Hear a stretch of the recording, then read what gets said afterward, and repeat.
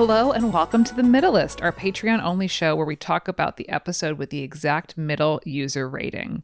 We want to see what a show looks like at its exact average because every show has highs and lows but spends most of its time in that big middle. And it's me, Meg, the big middle. And it's me, Joseph, the wide outside. For ER, the Middlest one was season 7, episode 17, Survival of the Fittest. Let's talk about it. There's a lot going on in this episode, so a plot summary. There's so much going on in this episode. This episode really, we'll get into some of the stuff, but this episode throws so much at the wall. The central thing that happens, so I guess this will be the plot summary, is a older woman with dementia, notably for what happens next, an older black woman with dementia, gets a cop's gun, which he just left sitting out on a table while he was getting his shoulder looked at. He just left it sitting out in the ER, so that's extremely on him. She picks it up, she's confused, she doesn't know what she's going on, and the cop's partner, the other cop, shoots her dead, and then immediately starts trying to cover it up. And so we have kind of two parallel tracks of them trying to save the woman's life, although it being pretty clear that they're not going to be able to, and then the investigators trying to figure out what happened, and the cops, scrambling to cover it up. It's a real... I will give them this for an episode in 2001. It is a surprisingly ACAB episode. It really is. Yeah. The cops are not portrayed in any sort of any way that it was a choice that they did the right thing. They're just... And it gives, I'm sorry, I had none of the doctors' names. The main black doctor from the cast. Dr. Peter Benton. Dr. Peter Benton really gives him some strong character work of he's mad. He's mad that the cops did that. He's mad that they did it to an older black woman, that they probably wouldn't have done it to an older white woman. They really let him be mad at the cops in a way that I found very refreshing.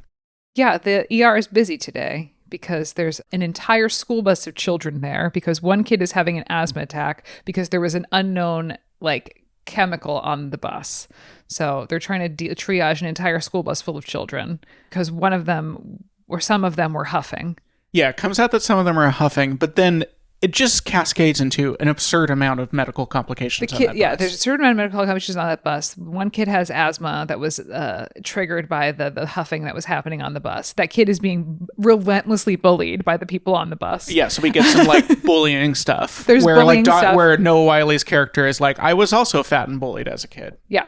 So there's bullying stuff. And then one of the children on the bus turns out to be 12 years old and pregnant and wants to keep it. There's something about, and this was glossed over, so I found it a little confusing, but she's emancipated from her mom? No, she's not emancipated from her mom. The law is that when you have I guess in this situation, the law was, but when you're pregnant, doctors can't talk about the pregnancy with your parents without consent of the person.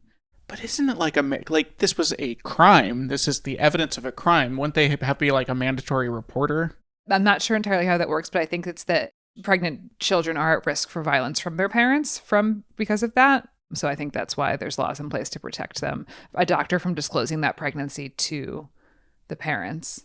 But then he does. Totally fucking does. He does it anyway just because he thinks she should know, and then it turns into a very ugly situation that the doctor caused. Yes. By telling the mom. Yeah. I mean, it's an impossible situation when you have a 12-year-old who's pregnant. Yeah. And who's stoked about it and is I just want to have a baby because it's going to be so easy because my mom will just watch it. And then when I'm in high school, I can just go to daycare and then I'll get signed up for welfare and it'll be great.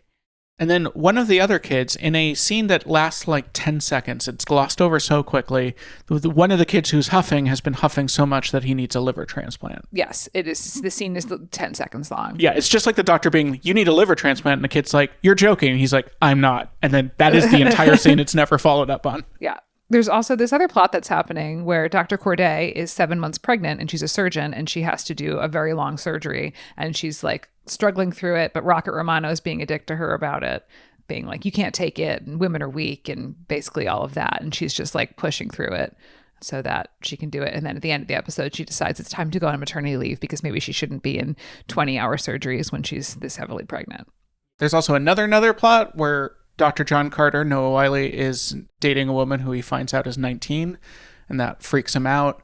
So he kind of tries to avoid her, and then he's you know what, it's fine that you're 19, and decides to keep dating her. There's just this episode throws so much at the wall. And you know what? It was by far the best of the 3 episodes I thought.